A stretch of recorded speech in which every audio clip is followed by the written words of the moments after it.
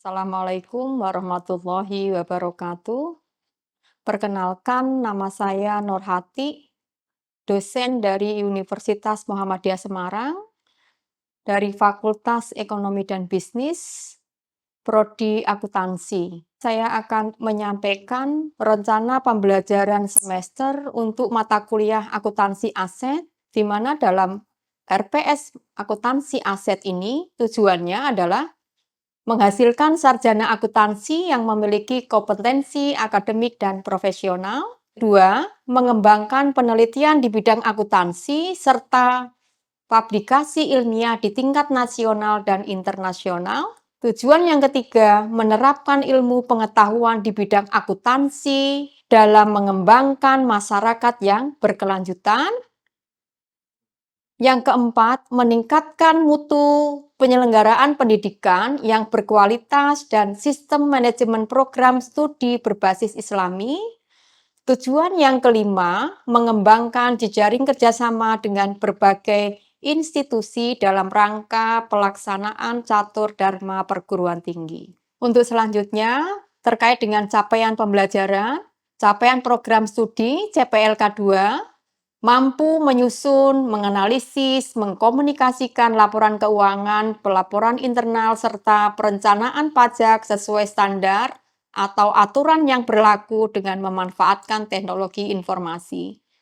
CPL yang ketiga, mampu mengkombinasikan kompetensi teknikal dan keahlian profesional secara inovatif, kritis, dan sistematis dalam memecahkan permasalahan di bidang akuntansi dan kewirausahaan dengan memanfaatkan teknologi informasi.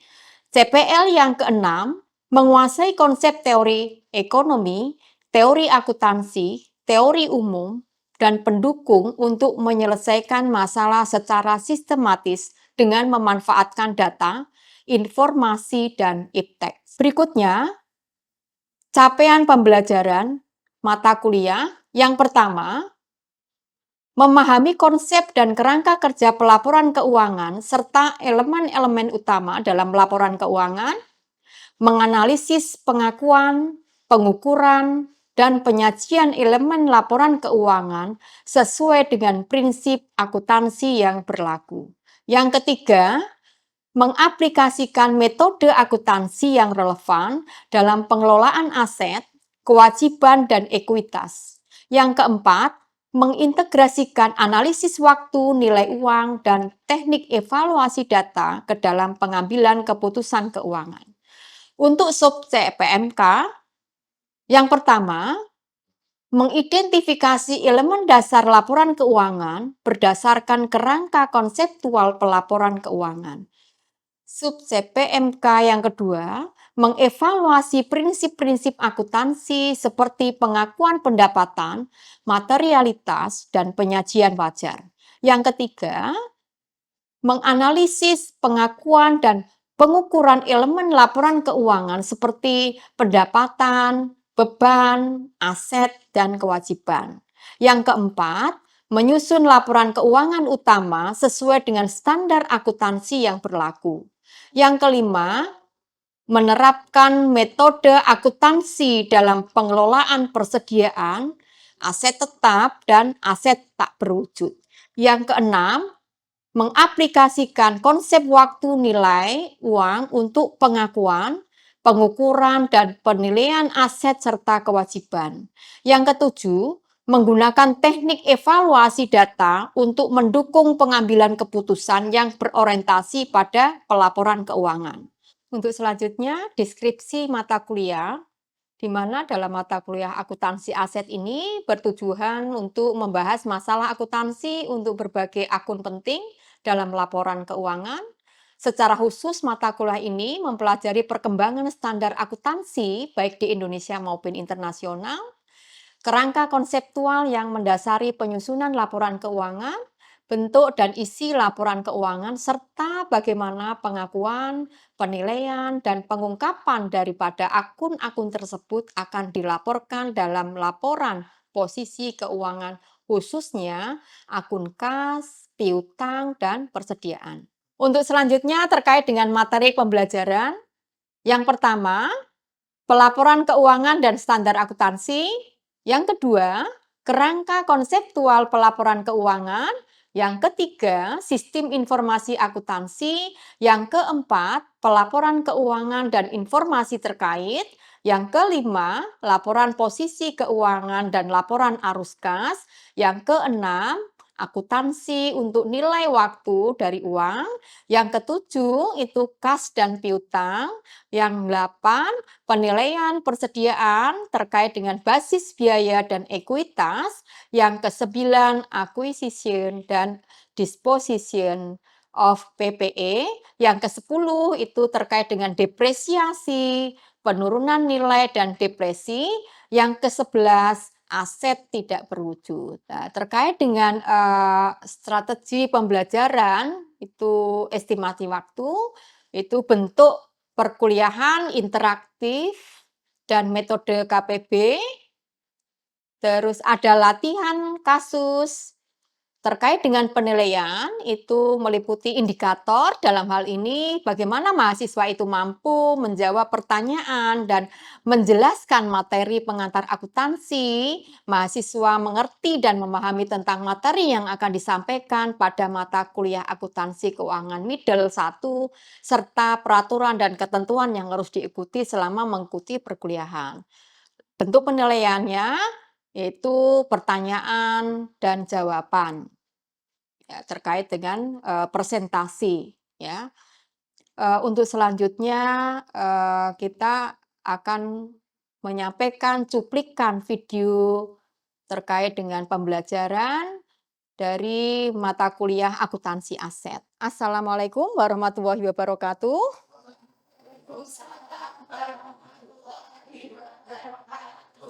Robi Surahli Sotri, Wayasirli Amri, Wahlul Uqdatam Milisani, Yafkahu Qawli. Syukur Alhamdulillah pada kesempatan di siang hari ini bisa bertemu di mata kuliah akuntansi aset, di mana untuk pertemuan yang pertama kali kita akan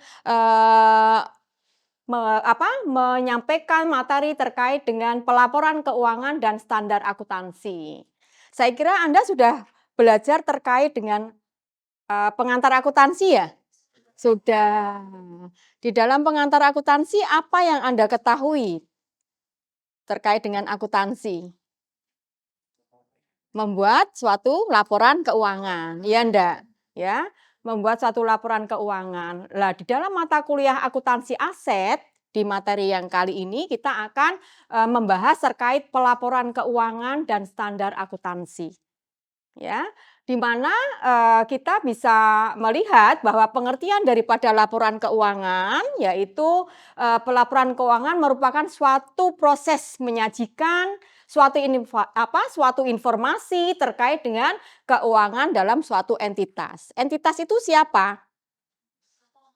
Perusahaan, ya. Tidak hanya perusahaan, koperasi, ya, dan lembaga lain, ya. Kenapa penting adanya suatu pelaporan keuangan? Ya, kenapa? Karena laporan keuangan itu bisa menggambarkan suatu kinerja daripada entitas tersebut, ya enggak? Ya, karena di dalam laporan keuangan itu bisa berupa informasi, jenis, dan nilai aset yang dimiliki oleh suatu entitas. Ya enggak? Terus jenisnya apa dalam hal ini terkait dengan informasi dalam suatu laporan keuangan itu? Jenisnya apa? Ya, ada neraca, ya, ada laporan laba rugi, ya, ada apa lagi? Ya, arus kas atau cash flow, ya. Di dalam neraca itu ada apa? Ada aset lancar, ya, ada aset yang tidak lancar. Kemudian informasi dapat juga berupa metode perolehan dari aset dan bagaimana menilai suatu aset. Ya, kalau dalam suatu entitas, ya, pembelian barang itu bisa dilakukan secara tunai maupun kredit atau non tunai. Oke. Nah, bagaimana penyusutan aset? Yang terkait dengan penyusutan aset contohnya apa? Itu otomatis berkaitan dengan aset tetap dan aset yang tidak tetap. Yang tidak tetap termasuk kayak seperti amortisasi ya, itu. Terus apalagi?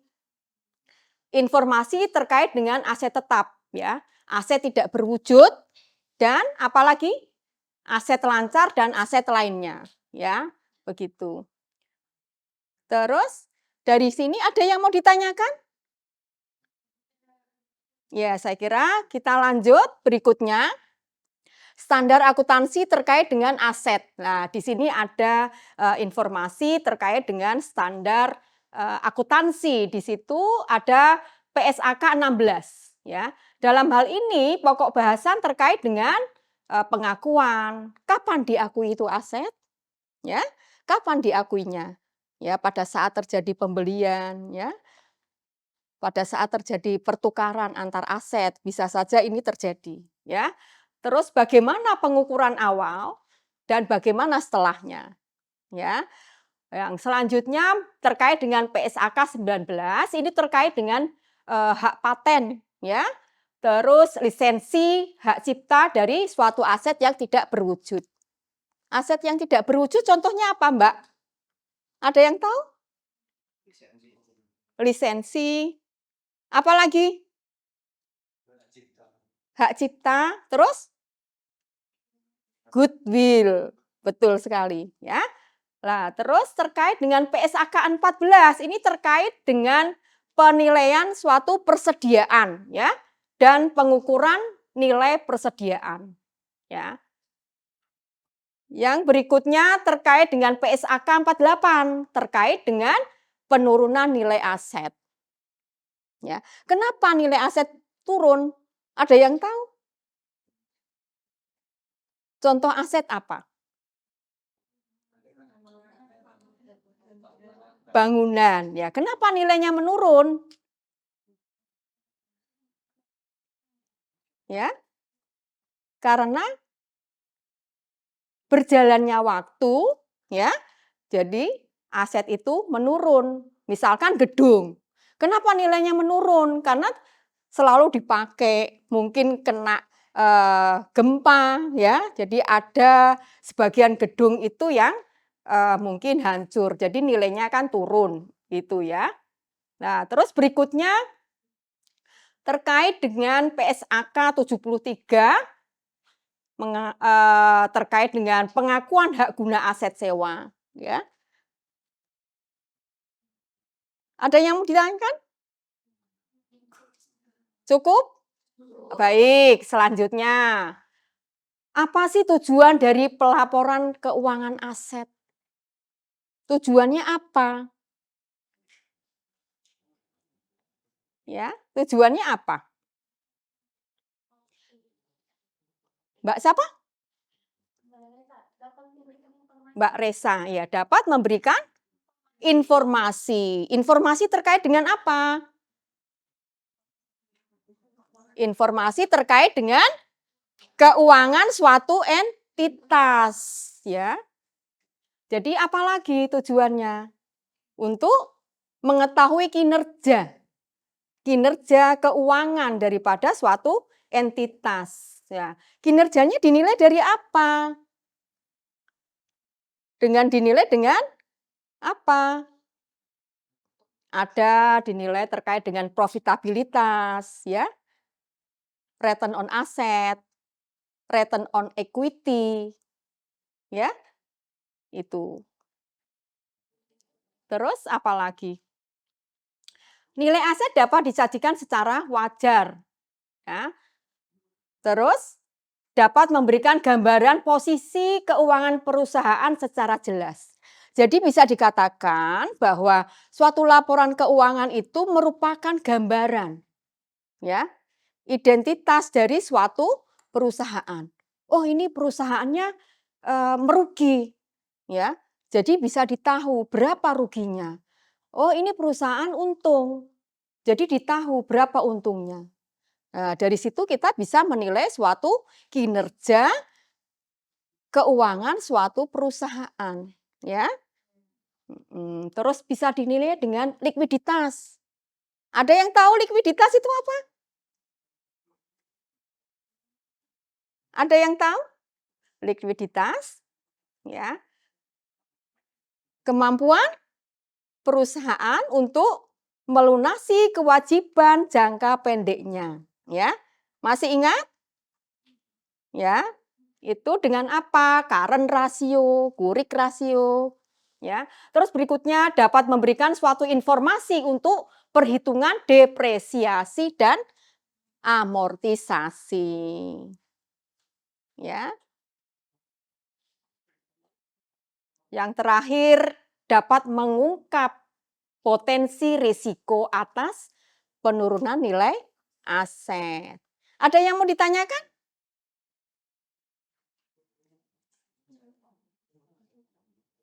Lanjut? Ya, baik. Apa sih unsur-unsur pelaporan aset dalam laporan keuangan? Unsur-unsurnya apa? Ya, neraca atau laporan posisi keuangan, ya. Aset lancar seperti kas atau bank, ya. Kenapa kas dalam posisi neraca itu diposisikan paling atas? Ada yang tahu? Alasannya apa? Karena paling liquid. Oke, bagus. Ya. Terus berikutnya di dalam neraca itu ada aset tidak lancar berupa aset tetap. Contoh aset tetap apa? Bangunan, terus apa? Tanah, betul. Apalagi? Peralatan kantor, ya. Terus berikutnya ada namanya CALK. Apa itu? Catatan atas laporan keuangan. Berupa apa dalam hal ini? Berupa apa? Ada penjelasan terkait dengan kebijakan akuntansi yang digunakan. Nah, kebijakan akuntansi contohnya apa? Masih ingat enggak kebijakan akuntansi terkait? Contohnya misalkan terkait dengan kebijakan depresiasi atas aktiva tetap. Menggunakan metode apa entitas tersebut untuk menyusutkan aset tetap tersebut, ya? Ya, jadi menggunakan metode metode apa? Garis lurus, ya. Terus metode apa lagi? Banyak ya di sini ya. Metode angka tahun, metode saldo menurun, dan satuan hasil ya. Terus yang berikutnya informasi penting lainnya terkait dengan pengukuran dan pengungkapan daripada aset. Ya. Dari sini ada yang ditanyakan? Cukup. Baik. Untuk selanjutnya, apa sih konsep penting dalam akuntansi aset? Ya. Kapan aset diakui? Ya. Aset itu diakui kapan? Dan dicatat dalam laporan keuangan. Ya. Kapan sih peralatan itu diakui? Contohnya, pada saat terjadinya transaksi pembelian. Terus kapan sih aset itu diakui? Iya tadi pada saat terjadinya transaksi pembelian, pada saat terjadi pertukaran aset. Itu bisa diakui kapan terjadinya, sesuai dengan tanggal, kejadiannya ya. Terus berikutnya terkait dengan, depresiasi atau amortisasi ya. Bagaimana mengalokasikan biaya aset selama umur manfaat ya. Terus selanjutnya terkait dengan impairment atau penurunan nilai ya.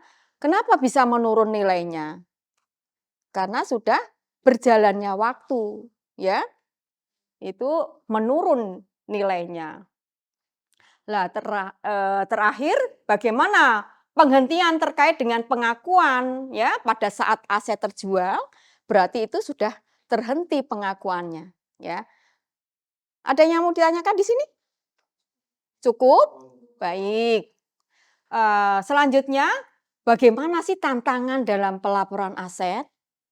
Ada tantangan juga ya.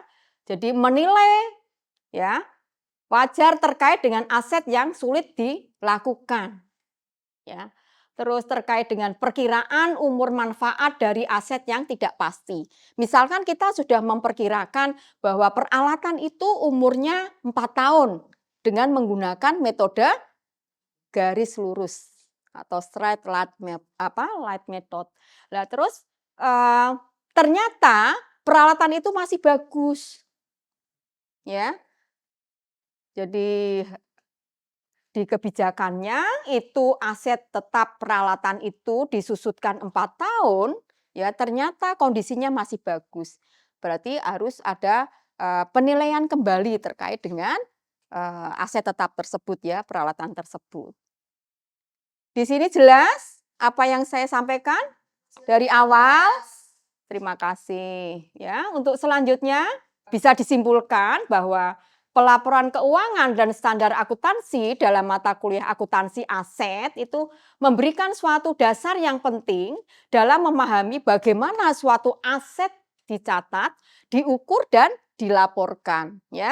Terus dalam hal ini mahasiswa semua perlu pentingnya memahami PSAK ya yang secara relevan serta dapat menganalisis implikasi akuntansi atas transaksi aset sehingga mahasiswa itu mampu memahami dan dapat membuat laporan keuangan ya secara handal dan informatif begitu. Karena untuk kedepannya Anda kan juga harus bisa memahami bagaimana nanti kalau Anda bekerja dalam suatu instansi atau, suatu entitas ya, kalau pas kebetulan di bagian accounting otomatis ini adalah bagian Anda yang harus Anda pahami ya, memahami daripada, laporan keuangan ya.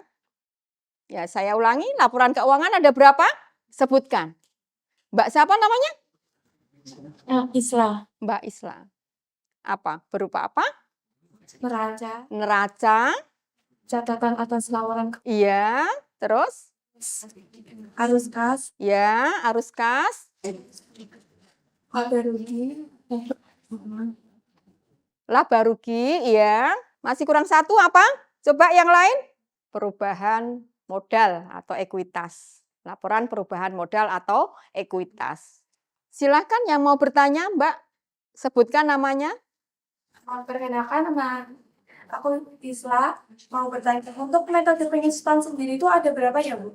Oh iya, baik. Saya jawab dulu punya Mbak Islah ya, bahwa ada beberapa metode dalam melakukan penyusutan terkait dengan aset tetap. Ya, metode yang pertama apa? Metode garis lurus, ya. Jadi misalkan kalau, suatu aset tetap itu mau disusutkan, itu secara garis lurus, itu diperkirakan misalkan jangka waktu 4 tahun, ya.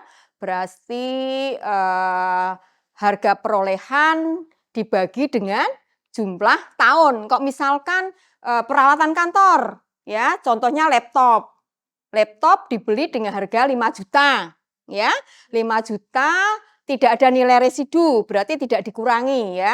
Terus dibagi dengan 5 tahun misalkan kalau alat elektronik 5 tahun misalkan, ini misalkan ya berarti harga perolehan 5 juta dibagi dengan 5 tahun berarti nilai depresiasi per tahun berapa? 1 juta. Ya, itu yang metode garis lurus. Ada metode saldo menurun. Ya. Itu kayak double straight method. Jadi 2 kali dari metode garis lurus ya. Terus kalau yang ketiga adalah metode angka-angka tahun ya. Dan yang terakhir itu yang keempat ya, itu ada metode satuan hasil ya. Itu. Apakah cukup? Cukup. Terima kasih ya. Untuk berikutnya yang mau tanya siapa? Mbak siapa? Sebutkan namanya. Sebelumnya perkenalkan, nama saya Risma Kumaladewi, Bu. Ya, baik Mbak Risma. Untuk saya masih bingung untuk perbedaan untuk aset lancar dan aset tetap itu gimana ya? Aset, Lancar dan aset lancar dan aset tetap ya. Aset lancar kalau kita perhatikan di dalam neraca itu pada posisi yang aktiva ya, ada aset lancar, terus di bawahnya ada aset tetap ya. Aset lancar itu tingkat likuiditasnya itu lebih tinggi, lebih cepat. Artinya contohnya kas. Kas itu kenapa diposisikan paling atas dibanding dengan piutang misal? Karena kas itu tingkat likuiditasnya itu lebih tinggi, lebih mudah dicairkan, lebih mudah digunakan. Ya enggak? Ya, dibanding dengan piutang. Piutang mau dijadikan uang kita harus apa? Menagih kan? Menagih terlebih dahulu. Iya, kalau bisa langsung dibayar, kalau menunda waktu kan itu tidak bisa cepat digunakan. Nah, itu perbedaannya begitu. Terus kalau yang aset tetap, ya, aset tetap itu eh, jangka waktu untuk misalkan mau dijadikan uang misalkan, itu kan melalui suatu proses ya. Aktiva tetap itu aktiva yang, memiliki jangka waktu yang lama, mempunyai umur yang, lama. Sesuai dengan kebijakan perusahaan itu apakah aset tetap itu mau disusutkan berapa tahun, begitu ya. Itu, jadi lebih cepat digunakan yang aset lancar. Aset tetap itu jangka waktu umurnya lebih lama. Berbeda dengan tanah, kalau tanah itu kan nilainya, tetap ya. Ya, maksudnya malah kalau tanah bisa nilainya tinggi, tetapi di laporan keuangan, tanah itu harus dilaporkan secara harga perolehan, ya, itu. Ada yang mau ditanyakan lagi? Cukup? Ya, sama-sama. Terus yang lain siapa? Iya. Iya, Mas siapa? Iya. Di 2023-085, komponen apa saja yang komponen laporan keuangan apa saja yang memuat tentang informasi mengenai aset dan usaha. Oh iya, kalau komponen apa yang memuat aset dari suatu perusahaan. Nah, kita bisa melihat komponen aset. Aset itu informasi yang ada di dalam suatu laporan keuangan, kan? Misalkan neraca. Ya, di dalam neraca seperti tadi Mbak itu kan menanyakan antara aset lancar dan aset tetap. Nah, kalau aset di dalam neraca itu ada kas, ya. Ada apa lagi? Komponen aset di dalam neraca? Kas, terus piutang, ada persediaan, ya, ada aset tetap. Aset tetap seperti tanah, gedung, peralatan, ya. Terus di dalam posisi pasifa itu ada informasi terkait dengan hutang lancar, ya, terus informasi terkait equity, ya, modal daripada suatu entitas, begitu. Terus ada eh, laporan laba rugi, ya, itu berisi informasi terkait dengan pendapatan dan biaya-biaya, ya. Jadi nanti akan diketahui apakah itu laba, apakah itu rugi, ya. Demikian juga terkait dengan laporan perubahan modal, ya. Itu ada modal awal, terus laba berjalan, ya itu akan menambah dari modal, begitu. Terus ada laporan arus kas, ya. Jadi ada arus kas operasi, ya, arus kas dari investasi, ya, arus kas dari pendanaan, gitu ya. Saya kira cukup. Ya, iya baik. Saya kira cukup untuk perkuliahan hari ini. Kita akhiri. Semoga di perkuliahan hari ini membawa manfaat bagi kita semua. Kita akhiri, wabillahi taufik wal hidayah. Wassalamualaikum warahmatullahi wabarakatuh. Demikian cuplikan video pembelajaran terkait dengan mata kuliah akuntansi aset. Kurang dan lebihnya mohon maaf. Wabillahi taufik wal hidayah. Wassalamualaikum warahmatullahi wabarakatuh.